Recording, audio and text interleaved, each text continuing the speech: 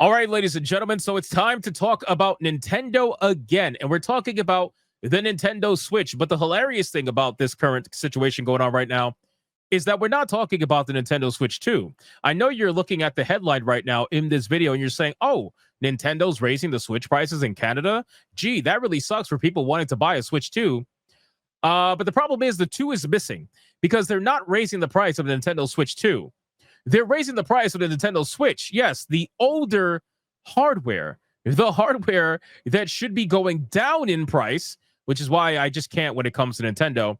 The hardware that should be going down in price, they're actually raising the price of the older Switch in Canada. Now, what's making me cover this story is because Nintendo is not only raising the price of the original Nintendo Switch in Canada, and we're going to go over the reason why that is, but they're also, you guessed it, raising Nintendo Switch online prices in Canada by up to 20%. 20%. Yes, we got a lot we got to talk about. So it says Nintendo is set to change the price of the Switch, making it more expensive in Canada. The company announced on Monday, and this, I can't stand this because it's such BS. Everybody knows that this is such BS when they say what they're about to say, but we're going to say it anyway. Based on market conditions, a number of its products will see a price change in the country. These products include the Nintendo Switch OLED model, the Nintendo Switch Lite, physical and digital Nintendo Switch games, and even Nintendo Switch accessories. You know how you know it's bullshit? Because they just told you it's bullshit. If this has to do with market conditions, tariffs, or whatever the hell you're talking about, why are you raising the price of the digital Nintendo Switch games? That has nothing to do with market conditions. Market conditions hasn't affected any of that. So what's the big deal here? It's incredible. The Switch 2, Nintendo says, won't be impacted by the upcoming changes. Neither will Switch 2 games or accessories. So my thing is, if you're raising the original Switch, but you're keeping the Switch 2 the same, so the original Switch is going to be close to the price of the Switch 2 now in Canada? What are we doing here? Exact pricing wasn't revealed with the announcement. However, Nintendo says that will be shared on August 1st via the Nintendo Canada website. And that the news of the price change comes after Donald Trump said that he was cutting off all trade talks with Canada. The latest comments seem to be enough to force the change for Nintendo. Bro, okay, so can we stop? Can we stop with this? Can we stop with the, Orange Man said something, which means that's why Nintendo is doing it? No, stop. Stop. Nintendo is doing this because they see the opportunity to do it, and they're doing it. That is basically it. Nintendo knows that they sold out of a lot of Switch 2s, probably sold out completely, most likely at this point, and they know that people, all they could buy is a Switch 1, and they're just going to get away with it. They're going to get away with it and raise the price of the Switch 1, knowing that that's what people are buying to try to offset the price increase from the Switch 2, and now they're raising the price of that to get more money. This has nothing to do with Donald Trump. Nintendo wanted to do this for the longest time, and they're doing it. And it's a slow rollout. It's a strategy that they had planned for years. Well before the Orange Man started speaking as president again. It's got nothing to do with that. This isn't the first time Nintendo has made price changes to its hardware in recent months.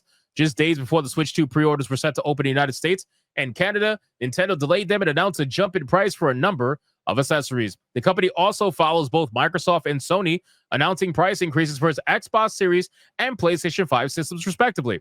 For Microsoft, the changes took place globally. For Sony, they were limited to certain regions for the time being.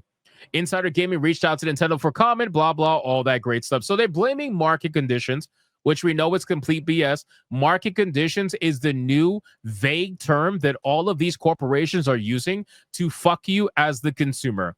That is basically it, because they don't just want to flat out say, yeah, it's time for us to raise our prices, and we don't know how to tell you the straight way, so we're just going to let you down easy by telling you it's because of the market. We got to blame the market here. That's really what it's about.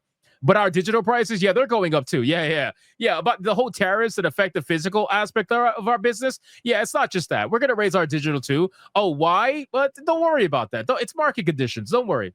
So Nintendo is also raising Switch online prices by up to 20% in Canada, which, by the way, is a digital service. So why are we raising the price of this? Is it market conditions? Let's see. Canadian residents will have to start forking out more money for certain Nintendo Switch 2 consoles. I'm sorry, not Switch 2, Switch consoles and Nintendo Switch Online due to a new price increase, which sees certain memberships increasing by 20%. It was only a handful of days ago that we learned that Canada increased the Switch prices. Thankfully, this doesn't apply to Nintendo Switch 2, but it will. It will.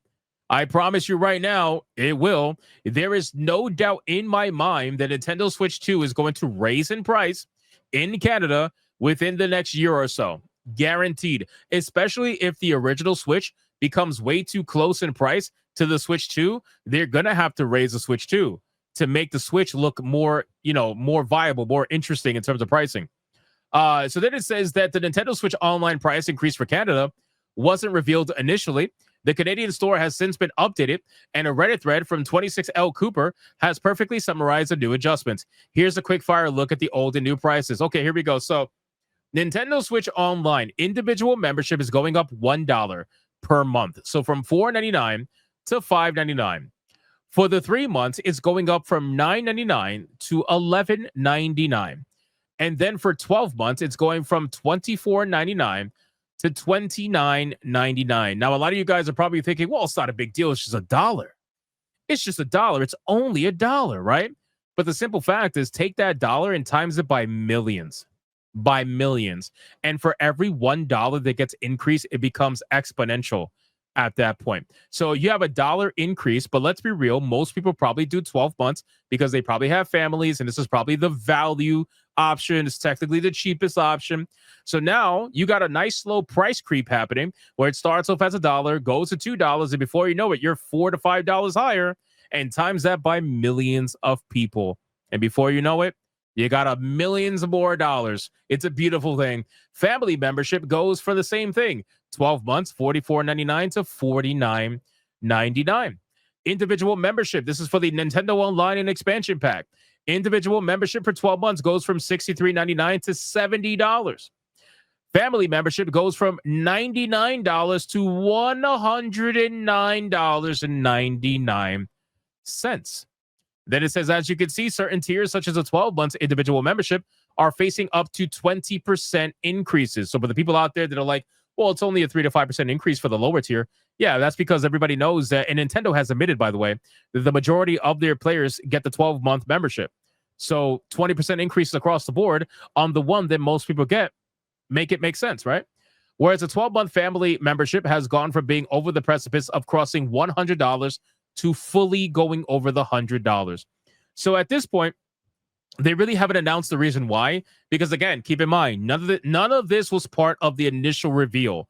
They only talked about the systems. They didn't tell you about the online price increase. So they actually hid that, which is hilarious, but I'm sure they're going to talk about it soon. At this point, Nintendo, for the last, 6 months or so, all they've been trying to do is enact their changes and I guess you could say initiate their strategy to maximize their profits for the next 5 to 10 years. That's their focus right now. So they've made all of these changes to ensure that their video games are maximum dollars, that their online services are maximum dollars, that their systems are maximum dollars. That is all they've been doing for the last few months now. And we are slowly but surely coming to the end game of what they decided to do. And Canada got a really big fuck around and find out moment with Nintendo. So we'll see what ends up happening with this. I'm very curious about what the price of the original Switch is going to be. I feel like that's more important to know at this current point in time, because if the price of the original Switch is anywhere close to the Switch 2, why would anybody get the original Switch? It just doesn't make any sense, which means it's only a matter of time before they raise the price of the 2, and then people are really going to lose their minds. So you can let me know in the comments down below. What do you think? If you're a Nintendo fanboy, have at it. You can tell me how wrong I am in the comments down below. If you are somebody who hasn't bought Nintendo at all for a long time, you can also let me know in the comments down below. But regardless, let me know what you think. And if you enjoyed the video, I thank you so much for watching, and I'll see you on the next one.